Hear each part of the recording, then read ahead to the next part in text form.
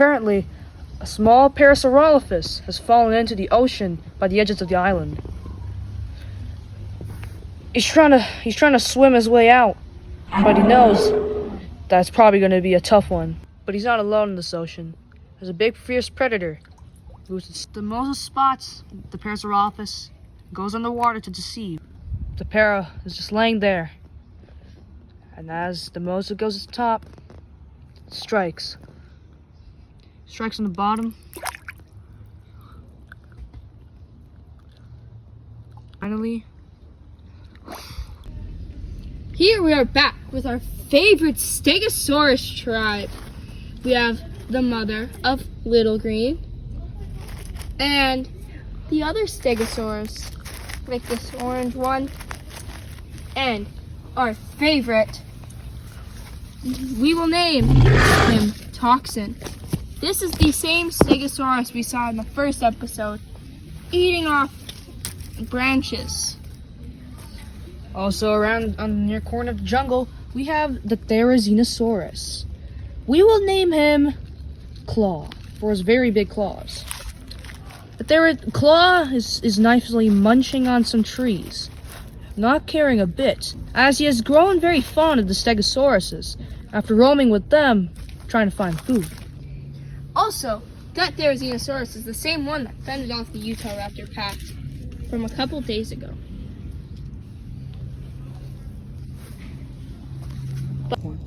You see here, this is Toxin. We named him. He is looking for a mate, but it is so late into mating season that there aren't very many mates left. But we do have a rival male coming in. The Stegosaurus population is big, with 90% of them being males, so competition here is very, very common.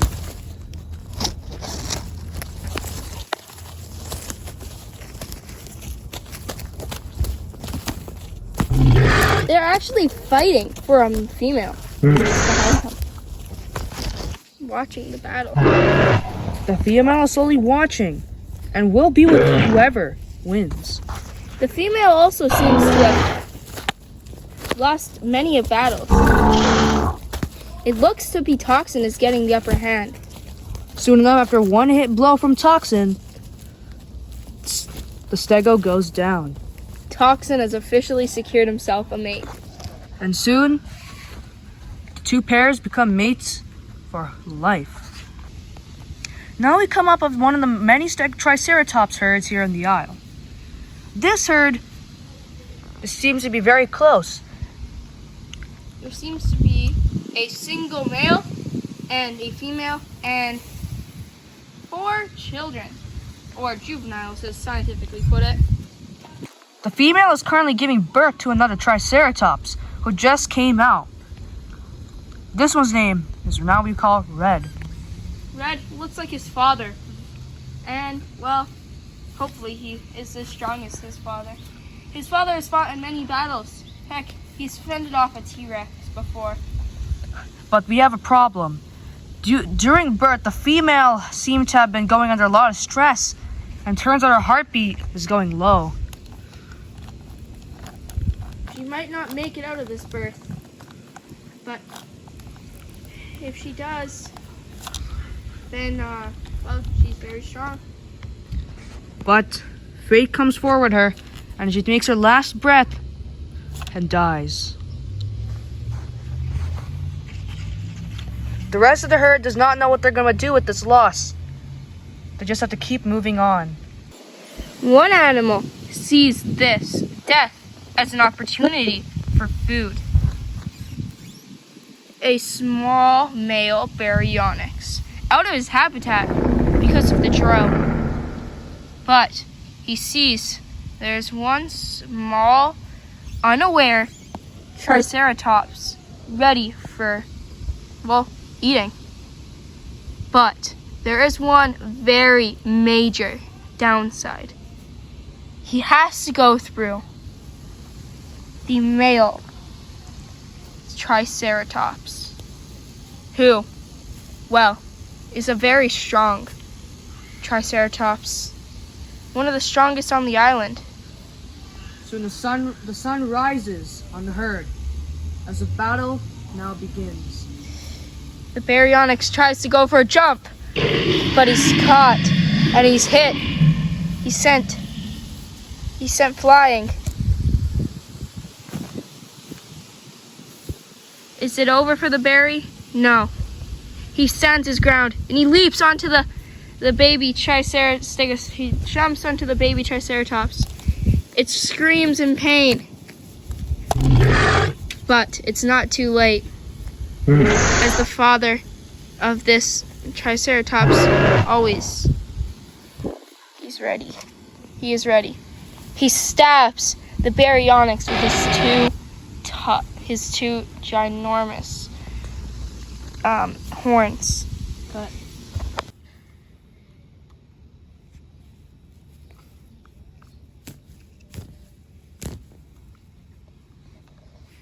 action.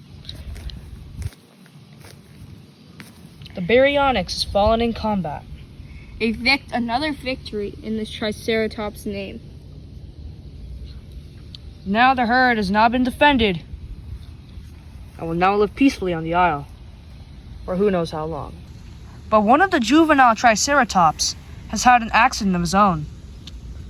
He was attacked in the battle, so he does have a little bit of scarring. But he's losing blood fast. He's a juvenile. He's not meant to be fought. Soon enough, as the blood runs out, the father tries to go and try to Comfort the young one, but but it's too late. the breath has already left him. He's dead. With these two losses for the herd, only 4 members remain. The father does not know how many he will lose, but he has to try to protect them as long as he lives. He does have an almost adult male Triceratops, so he will have to teach him how to become a stronger member of the tribe. But it seems just a mile from where the herd is, there's another dispute. Territorial disputes have gone with this ankylosaur family and this Styracosaurus. This herbivore is very territorial and is trying to make the ankylosaurs fend off by knocking them repeatedly. But the ankylosauruses will not rest. They are ready They are ready. for combat. Now, the battle may begin for who takes the plains of the territory. The Ankylosaurus may be a strong herbivore, and he has a very strong club on his tail. But the Styracosaurus has one ginormous horn. The Ankylosaurus repeatedly hits the Styracosaurus several times, breaking the bones and chipping a bit of its horn away. But the Styracosaurus will not give up. It wants to get its territory. They jump up and down repeatedly to show that they are stronger. But the Ankylosaurus takes it off. He knocks the Styraco. The Styraco also gets a good hit. Injuring the Ankylosaurus under the neck. And this causes some problems. The Styraco... After getting struck in the neck, it repeats that the Ankylosaurus starts to bleed heavily, and he's losing air fast. He hit him perfectly in the jugular. He will be the victor of this battle. The rest of the herd soon slowly backs away, knowing that they have been defeated. A boat wreckage has come to the coast of the isle. Looks like a sauropod has fallen prey to some allosauruses.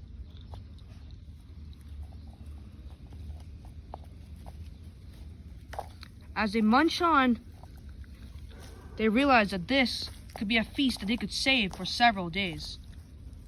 They seem to also be fighting over it, as they want the intestines and the juicy parts of the sauropod, but one head can only be at a time, so they keep fighting over who gets to eat. This is Kilo and Milo, a small group of allosauruses that have been together for their entire lives, hunting and feasting.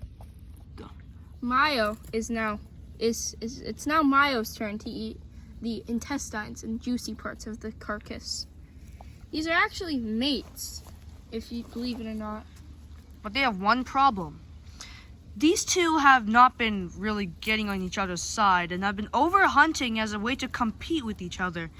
And several herbivores have fallen under their prey, especially small juvenile sauropods.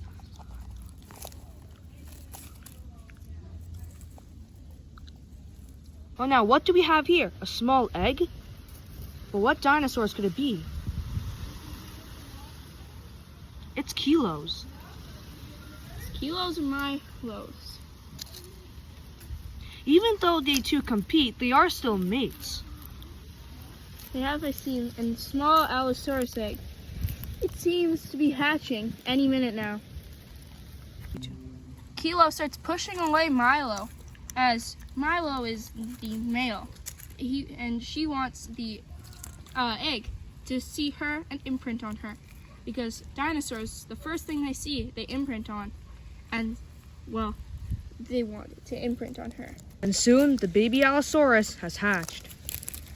Kilo starts pushing it, getting it to up. Seems to be bloody. Well, I mean, it wasn't an egg.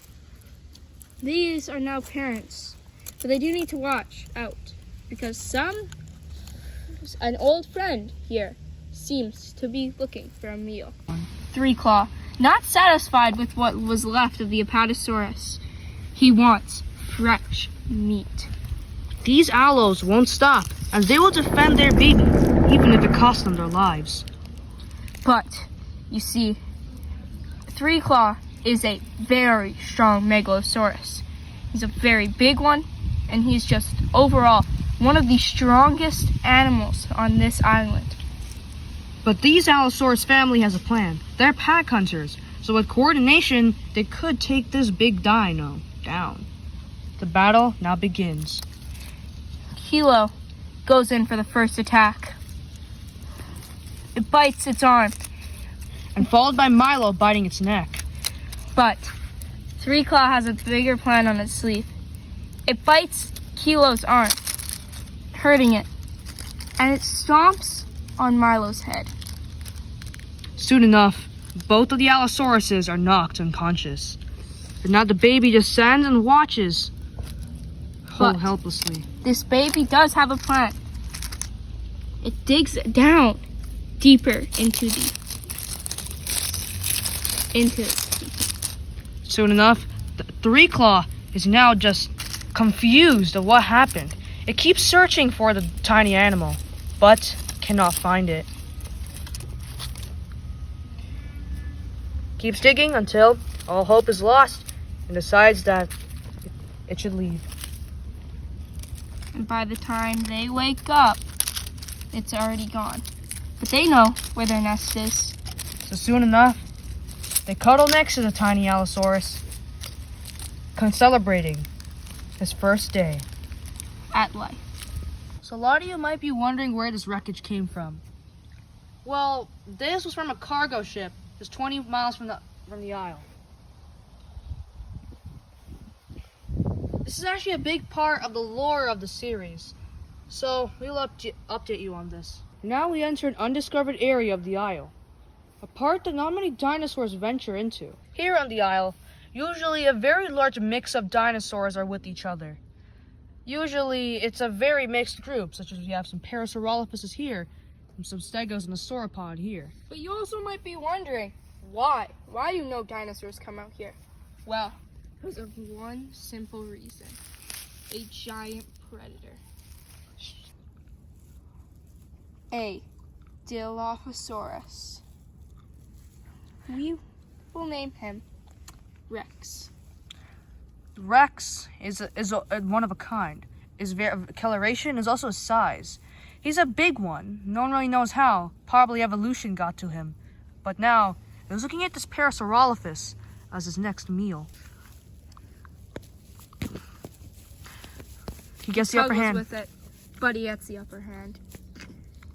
He And- ends it. But there are some things, though. A new dinosaur has come in for competition. A juvenile T-Rex, whose parents had died a couple weeks ago. They had fallen off a cliff. He was the only one that survived. He's been roaming the aisle for but Rex now notices this. And Rex, well, very territorial. As they both meet, Rex makes his first attack hesitantly. It wounds. It very much ruins the juvenile. But Rex doesn't care. He thinks it's weak, so goes back to feasting. But